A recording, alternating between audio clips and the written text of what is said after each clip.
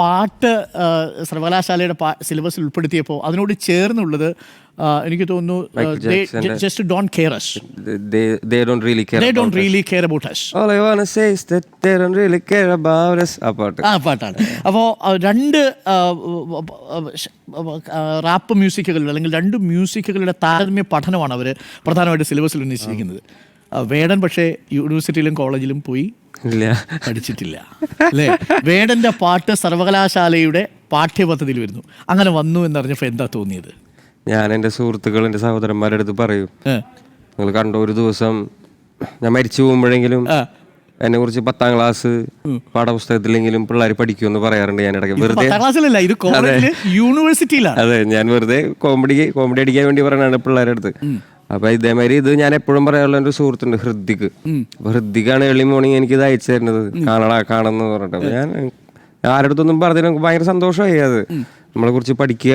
യൂണിവേഴ്സിറ്റിയിലെ MA പഠിക്കുന്ന വിദ്യാർത്ഥികൾ വേടന്റെ പാട്ടിനെ കുറിച്ചും അത് മൈക്കിൾ ജാക്സന്റെ പാട്ടുമായിട്ട് അല്ലേ എങ്ങനെയാണ് താരതമ്യം ചെയ്ത് പഠിക്കാൻ പോകുന്നത് എന്നുള്ളതാണ്. അപ്പോൾ വേടൻ ഒരു പഠന വിഷയമായി മാറുന്നു എന്നതാണ്. ഞാനൊരു കാര്യം ചോദിക്കട്ടെ, പ്രേക്ഷകർക്ക് അധികം അറിയില്ല, വേടൻ എത്ര വരെ പഠിച്ചിട്ടുണ്ട്? ഞാൻ 10 വരെ പ്രോപ്പറായിട്ട് പഠിക്കാൻ എനിക്ക് പറ്റി. സ്കൂളിൽ പോയി. പിന്നെ +1 +2 ഞാൻ മോഡൽ ബോയ്സിലാണ് പഠിച്ചത്. പക്ഷെ ആ സമയത്ത് സ്കൂളിലൊന്നും പോകാൻ അധികം പറ്റിയിട്ടില്ല, പണിയെടുക്കായിരുന്നു. ജീവിത സാഹചര്യങ്ങൾ അങ്ങനെയായിരുന്നു. അതെ. ഈ വേടൻ ജനിച്ച സ്ഥലത്തെ കുറിച്ച് ഞാൻ ഇന്നലെ 2-3 പേരുടെ ഞാൻ ചോദിച്ചു. അത് റെയിൽവേ കോളനി അടുത്തുള്ള സ്ഥലമാണ്. അവിടെ ഇപ്പോഴും പോകാറുണ്ടോ? പിന്നെ എനിക്ക് ഒരുപാട് സുഹൃത്തുക്കൾ ഇപ്പോൾ അവിടെയുണ്ട്. ആ സ്ഥലത്തിന്റെ പേര് എന്നെ അത്ഭുതപ്പെടുത്തി. സ്വപ്നഭൂമി എന്നായിരുന്നു ആ സ്ഥലത്തിന്റെ പേര്. റെയിൽവേ ജനിച്ചു വളർന്ന സ്വപ്നഭൂമി നമ്മുടെ ഞാൻ താമസിച്ചിരുന്ന കോളനിയാണ്. അതൊരു കോളനിയാണ്, ഒരു പട്ടികജാതിക്കാരുടെ കോളനിയാണ്. അതിന്റെ പേരായിരുന്നു സ്വപ്നഭൂമി. പിന്നെ സ്വപ്നഭൂമി കോളനി, തളപ്പറമ്പ് കോളനി. നമ്മളെന്താ അറിയോ, സ്വന്തമായിട്ട് വീടില്ലാത്ത കാരണം ആ ഒരു പഞ്ചായത്തിൽ തന്നെ ആ പഞ്ചായത്തോട് അടുത്ത് നിൽക്കുന്ന പല സ്ഥലങ്ങളിലേക്കും മാറി മാറി മാറി മാറി മാറി മാറി മാറി അങ്ങനെയാണ് ജീവിച്ചിരിക്കുന്നത്. അപ്പൊ എനിക്ക് എന്താണെന്ന് വെച്ച് കഴിഞ്ഞാൽ ഈ മുളന്താവ് ഗ്രാമപഞ്ചായത്തിലും അതിന് ചുറ്റുപറ്റിയുള്ള എല്ലാ ഏരിയകളും എനിക്ക് സുഹൃത്തുക്കളുണ്ട് എന്നുള്ളതാണ് അതിന്റെ ഒരു ഉപകാരം ഉണ്ടായിട്ട് കണ്ടിട്ടുള്ളത്. ഞാൻ ഈ കോളനിയുടെ പേര് മാറ്റിയതുകൊണ്ട് നമ്മൾ പ്രേക്ഷകർക്ക് സംശയമുള്ളൂ. ഇപ്പോൾ നമ്മളിങ്ങനെ ഇപ്പോൾ റെയിൽവേ കോളനി എന്നൊരു വാക്കുണ്ട്, ആ വാക്ക് വേറെ ഒരു വാക്കായിട്ടാണ് ഉപയോഗിക്കുന്നത്. സാധാരണ കോളനി എന്ന വാക്കിന് ഒരു രാഷ്ട്രീയാർത്ഥം ഉണ്ടെന്ന് പ്രേക്ഷകർ, അതുകൊണ്ടാണ് ഉന്നതി നഗർ എന്ന് പറയണമെന്ന് പറഞ്ഞു. അപ്പോൾ ഞാൻ റെയിൽവേ കോളനി എന്ന് പറയണോ റെയിൽവേ ഉന്നതി എന്ന് പറയണോ എന്നൊരു ആശങ്കയിലാണ്. സംസാരിക്കാൻ വരെ ബുദ്ധിമുട്ടുള്ള ഒരു കാര്യം. അത് വലിയ ബുദ്ധിമുട്ടുള്ളൊരു കാര്യമാണ് കോളനിയെ കുറിച്ച് എങ്ങനെ പറയും എന്നുള്ളത്. പക്ഷേ അവിടെയാണ് വേടൻ ജനിച്ചതെന്ന് അറിയാൻ വേണ്ടിയാണ് ഞാൻ ആ സ്ഥലം പറഞ്ഞത്. അപ്പോൾ റെയിൽവേ ഉന്നതിയിലാണ് ജനിച്ചത് എന്ന് പറഞ്ഞാൽ ആളുകൾക്ക് പെട്ടെന്ന് മനസ്സിലാവില്ല. അപ്പോൾ ആ സമയത്തൊക്കെ ഉള്ളിലൊരു താളമൊക്കെ തീവണ്ടിയൊക്കെ പോകുന്നതിൻ്റെയും അതിൻ്റെ ഓരങ്ങളുമായിട്ട് ബന്ധപ്പെട്ടൊരു ഓർമ്മയൊക്കെ ഉണ്ടാവില്ലേ വേടന്?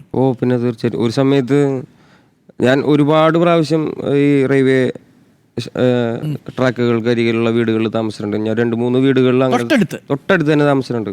ആ സമയത്തൊക്കെ എന്താണെന്ന് വെച്ച് കഴിഞ്ഞാൽ ഈ ട്രെയിൻ പോണ ശബ്ദം കേൾക്കാതെ ഉറക്കം വരില്ല നമുക്ക്.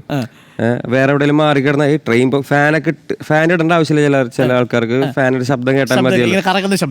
അപ്പൊ അങ്ങനത്തെ ഒരു സാധനമൊക്കെ ഉണ്ടായിട്ടുണ്ട്. ഈ തീവണ്ടി വരുന്നില്ലെങ്കിൽ ഉറക്കം കിട്ടാത്തൊരവസ്ഥ അല്ലേ? അതിന്റെ ഒരു താളം മനസ്സിൽ കാണുമായിരിക്കും. ട്രെയിൻ പോകുന്നതിന്റെ ഒരു താളം മനസ്സിൽ പിടിച്ചിട്ടുണ്ടാവും. പിന്നെ വേടന്റെ അച്ഛനെ കുറിച്ച് അധികം പ്രേക്ഷകർക്ക് അറിയില്ല. മുരളിച്ചേട്ടൻ ലോട്ടറിയാണ്.